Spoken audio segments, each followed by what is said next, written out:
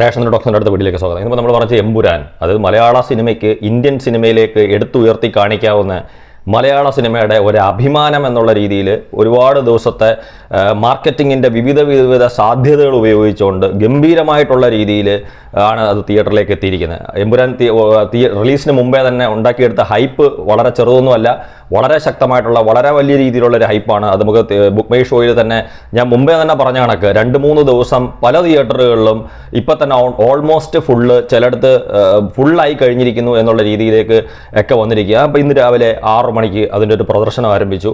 അത് കണ്ടിട്ടിറങ്ങി ഒപ്പീനിയൻ പങ്കുവെക്കാൻ വേണ്ടിയിട്ട്, റിവ്യൂ ചെയ്യാൻ ആളല്ല, ഒപ്പീനിയൻ പങ്കുവെക്കാൻ വേണ്ടിയിട്ട് കുറച്ച് താമസിച്ചു. എന്നാലും ലാലേട്ടൻ, പൃഥ്വിരാജ്, ടൊവിനോ തോമസ്, മഞ്ജു വാര്യർ, അങ്ങനെ ഒരുപാട് ആൾക്കാർ, സുരാജ് വെഞ്ഞാറമൂടിനെയൊക്കെ പോലുള്ള കുറേ ആൾക്കാർ. ഇതിൻ്റെ ഫസ്റ്റ് ഹാഫും സെക്കൻഡ് ഹാഫും വേർതിരിച്ചായിട്ടൊന്നും പ്രത്യേകിച്ച് പറയുന്നില്ല. ഇതിൻ്റെ ക്യാമറ വർക്ക് ഗംഭീരമായിട്ടുണ്ട്, ഇതിൻ്റെ BGM ഗംഭീരമായിട്ടുണ്ട്. പൃഥ്വിരാജിൻ്റെ ഒരു ഡയറക്ടർ എന്നുള്ള രീതിയിൽ താൻ ഒരു യാദൃച്ഛികമായിട്ട് ഒരു ഡയറക്ടറായി തീർന്ന ആളല്ല എന്ന് തെളിയിക്കത്തക്ക രീതിയിലുള്ള ഗംഭീരമായിട്ടുള്ള ഒരു മേക്കിംഗ് ആണ് പൃഥ്വിരാജിൻ്റെ ഒരു ഡയറക്ടർ എന്നുള്ള രീതിയിൽ. അതുപോലെ മുരളി ഗോപി, ഇത്തരത്തിലുള്ള എനിക്ക് സ്ക്രിപ്റ്റുകൾ മുരളി ഗോപിക്ക് കൂടുതൽ എഴുതാൻ സാധിക്കുന്നതും അദ്ദേഹത്തിന് ഭംഗിയായിട്ട് എഴുതി ഫലിപ്പിക്കാൻ പറ്റുന്നതും ഇത്തരത്തിലുള്ള രീതിയിലുള്ള സ്ക്രിപ്റ്റുകളൊക്കെയാണെന്നാണ് എനിക്ക് തോന്നുന്നത്. അതുപോലെ ഫൈറ്റുകളും കാര്യങ്ങളും എല്ലാം ഗംഭീരമായിട്ടുണ്ട്. ഇതിനെ ഞാൻ മുമ്പേ പറഞ്ഞ കണക്ക് ഒരു ഫസ്റ്റ് ഹാഫ് എന്നോ സെക്കൻഡ് ഹാഫ് എന്നുള്ള രീതിയിലൊന്നും നമുക്കിതിനെ ഞാനിപ്പോൾ അങ്ങനെ വേർതിരിച്ച് പറയുന്നില്ലെങ്കിലും, എന്നാൽ ജസ്റ്റ് ഒന്ന് സൂചിപ്പിക്കുമ്പോൾ തന്നെ ഫസ്റ്റ് ഹാഫിൽ ഏതാണ്ടൊരു സ്റ്റോറി അല്ലെങ്കിൽ ഒരു ക്യാരക്ടറിൻ്റെയൊക്കെ ബിൽഡ് ചെയ്യുന്ന രീതിയിലേക്കാണ്. സെക്കൻഡ് ഹാഫിലേക്ക് വരുമ്പം നമ്മൾ പ്രതീക്ഷിച്ച രീതിയിലേക്കൊക്കെ സിനിമ മാറുന്നു. പിന്നെ ഈ പറഞ്ഞ കണക്ക് പൊളിറ്റിക്സ് ആണ് ഇതിനകത്ത് ഒരു മെയിൻ എന്നൊക്കെ വേണമെങ്കിൽ നമുക്ക് പറയാം. പക്ഷെ എന്നാൽ അങ്ങനെ പൂർണ്ണമായിട്ടും അങ്ങനെ പറയാനും പറ്റത്തില്ല.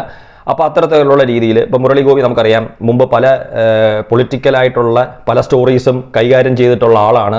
ഇതിനകത്തും അദ്ദേഹം അത് ഗംഭീരമായിട്ടുള്ള രീതിയിൽ കൈകാര്യം ചെയ്തിട്ടുണ്ട്. വിവിധ രാഷ്ട്രീയ പാർട്ടികളും അവരുടെ കാര്യങ്ങളും ഒക്കെ ഉള്ള.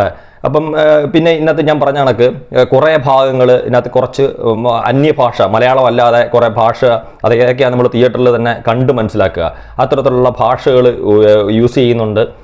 പിന്നെ ഈ പറഞ്ഞ കണക്ക് അതൊക്കെ കാര്യങ്ങളൊക്കെ നമുക്ക് മനസ്സിലാക്കാൻ പറ്റും. പിന്നെ ഈ കുറച്ച് വിദേശ രാജ്യങ്ങളിൽ ഇതിൻ്റെ ഒരു ഷൂട്ടും, ഇപ്പോൾ ലണ്ടൻ പോലുള്ള, അതായത് നമ്മുടെ ഇംഗ്ലണ്ടിലൊക്കെ പോലുള്ള, അതുപോലെ മറ്റ് ചില രാജ്യങ്ങളൊക്കെ ഇതിനകത്ത് ഉൾപ്പെടുത്തിയിട്ടുണ്ട്. അതൊക്കെ വെച്ചിട്ട് ഇപ്പം ലാലേട്ടൻ്റെ ഒരു ഇൻട്രൊഡക്ഷൻ സീനാണെങ്കിൽ തന്നെ ഇപ്പം ടിനു പാപ്പച്ചൻ പറഞ്ഞ കണക്ക് തിയേറ്റർ കുലുങ്ങുമോ എന്നൊക്കെ ചോദിച്ചു കഴിഞ്ഞാൽ അങ്ങനല്ല, ഗംഭീരമായിട്ടുള്ള രീതിയിൽ ഇതിൻ്റെ ഫസ്റ്റ് ഹാഫിൽ അത് സിനിമ തുടങ്ങി 1 മണിക്കൂറൊക്കെ കഴിയുമ്പോഴത്തേക്ക്, 1 മണിക്കൂറാന്ന് തോന്നുന്നു, അത്രയൊക്കെ കഴിയുമ്പോഴത്തേക്ക് ലാലേട്ടൻ വരുന്നുണ്ട്.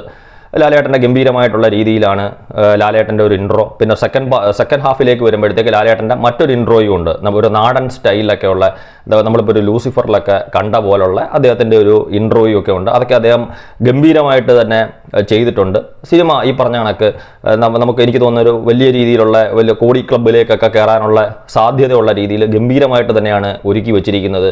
കാര്യം ഇത്തരത്തിലുള്ള സിനിമകൾ ഏറ്റവും നല്ലതാണ്. എനിക്ക് തോന്നുന്നത് ഒരുപാട് ക്യാരക്ടേഴ്സിനെ കുറിച്ച്, പിന്നെ നമ്മൾ ചില ഇതിനകത്ത് ക്യാരക്ടറിനെ കുറിച്ച് അല്ലെങ്കിൽ ചില ആൾക്കാരെ കുറിച്ച് നമ്മൾ പറയുന്നത് ശരിയല്ല.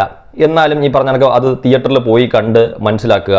പിന്നെ ഈ പൊളിറ്റിക്സ് ഒക്കെ കൈകാര്യം ചെയ്യുന്ന സിനിമകളെ ഇഷ്ടപ്പെടുന്ന ഒരുപാട് പ്രേക്ഷകരുണ്ട്. അവരെ സംബന്ധിച്ചിടത്തോളം ഇത് വളരെ നല്ല രീതിയിലുള്ളൊരു സിനിമയാണ്. കാര്യം എനിക്കൊന്ന് അത്തരത്തിലുള്ള വിഷയങ്ങൾ കൈകാര്യം ചെയ്തിട്ടുള്ള ഒട്ടുമിക്ക സിനിമകളും വളരെ വലിയ രീതിയിലുള്ള വിജയമായി തീർന്നിട്ടുണ്ട് ഇതിനകത്തും. പിന്നെ ഇതിൻ്റെ പറഞ്ഞ കണക്ക് ഇതിൻ്റെ ഒരു ക്ലൈമാക്സ് ഒക്കെ വരുമ്പോഴത്തേക്ക് ഒരു എമ്പുരാൻ്റെ ഒരു 3rd പാർട്ട് എന്നുള്ള രീതിയിൽ ഒക്കെ ഉള്ള കാര്യങ്ങളൊക്കെ ഉണ്ട്. ഫസ്റ്റ് പാർട്ട് ലൂസിഫറും സെക്കൻഡ് എമ്പുരാനും അടുത്ത എമ്പുരാൻ 3 അല്ലെങ്കിൽ ലൂസിഫർ 3 എന്നൊക്കെ നമുക്ക് പറയത്തക്ക രീതിയിൽ ഉള്ള രീതിയിലൊരു സൂചനയോടുകൂടി അതിനകത്ത് എന്താ നമുക്ക് കാണിക്കുന്നതെന്ന് അറിയത്തില്ല. ആദ്യത്തെ ഭാഗത്ത് നമ്മൾ കണ്ടത് സാധാരണക്കാരനായ ഒരു ലാലേട്ടനെ, സെക്കൻഡ് പാർട്ടിലേക്ക് വരുമ്പം കുറച്ചുകൂടെ ഒരു വലിയ തരത്തിലുള്ള ലാലേട്ടനെ, ഇനിയും 3rd പാർട്ടിൽ അവർ എന്താണ് പറയാൻ വെച്ചിരിക്കുന്നതെന്ന് അറിയത്തില്ല. എന്തായാലും നമുക്ക് സ്വാഭാവികമായിട്ട് എനിക്ക് തോന്നുന്നു തിയേറ്ററിൽ പോയി കാണുന്ന പ്രേക്ഷകരെ സംബന്ധിച്ചിടത്തോളം നമ്മളിപ്പോൾ മുടക്കിയ പൈസ അല്ലെങ്കിൽ കൊടുക്കുന്ന പൈസയ്ക്ക് യാതൊരുവിധ നഷ്ടവും ഉണ്ടാവാൻ സാധ്യതയില്ല. പിന്നെ ഞാൻ നമ്മൾ മുമ്പേ പറഞ്ഞ കണക്ക് കാര്യം അഭിപ്രായ വ്യത്യാസങ്ങളും ഒക്കെ പലർക്കും പല സിനിമയെക്കുറിച്ച് വന്നാലും നമ്മൾ തന്നെ തിയേറ്ററിൽ പോയി ഒരു സിനിമ കണ്ട് വിലയിരുത്തുക. ഇപ്പം ചിലപ്പോൾ മോശമായ അഭിപ്രായം ആരെങ്കിലും ഒക്കെ പറഞ്ഞെന്ന് വിചാരിച്ചിട്ട് അത്തരത്തിലുള്ളൊരു സിനിമ നഷ്ടപ്പെടുത്തിയാൽ, ഞാൻ മുമ്പേ പറഞ്ഞ നമ്മൾ ഇന്ത്യൻ സിനിമയിൽ നമ്മുടെ മലയാളത്തിൽ നിന്ന് കാര്യം ആ മാതിരിയുള്ള ഒരു സ്വീകരണമാണ്, അതുപോലൊരു സ്വീകരണമാണ് എമ്പുരാൻ എന്ന് പറയുന്ന ചിത്രത്തിന് ഇന്ത്യ ഒട്ടാകെ അല്ലെങ്കിൽ ലോകത്തിൻ്റെ പല ഭാഗത്തും റിലീസിന് മുമ്പേ തന്നെ അവിടുത്തെ പ്രേക്ഷകരെ അല്ലെങ്കിൽ മറ്റുള്ള മാധ്യമ പ്രവർത്തകരായിട്ടുള്ള ആൾക്കാർ നമുക്ക് തരുന്നത്.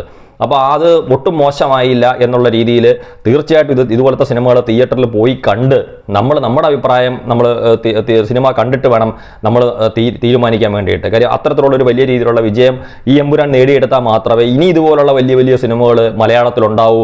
ഇപ്പം നമ്മൾ തെലുങ്കന്മാർക്ക് ഒരു ബാഹുബലി എന്ന് പറയുന്ന കണക്ക്, അല്ലെങ്കിൽ കന്നഡക്കാർക്ക് ഒരു KGF എന്നൊക്കെ പറയുന്ന കണക്ക് നമുക്കൊരു എമ്പുരാനും ഉണ്ടായാലേ ഇനിയും നമ്മുടെ ഇൻഡസ്ട്രി കൂടുതൽ നല്ല സിനിമയിലേക്ക് വരത്തുള്ളൂ. ഇപ്പോൾ ലാലേട്ടൻ്റെ ആയാലും എല്ലാവരുടെയും, എനിക്ക് പൃഥ്വിരാജിൻ്റെ ആണെങ്കിലും ടൊവിനോ തോമസിൻ്റെ ആണെങ്കിലും എല്ലാവരുടെയും പെർഫോമൻസിനകത്ത് ഞാൻ സാറ്റിസ്ഫൈഡ് ആണ്.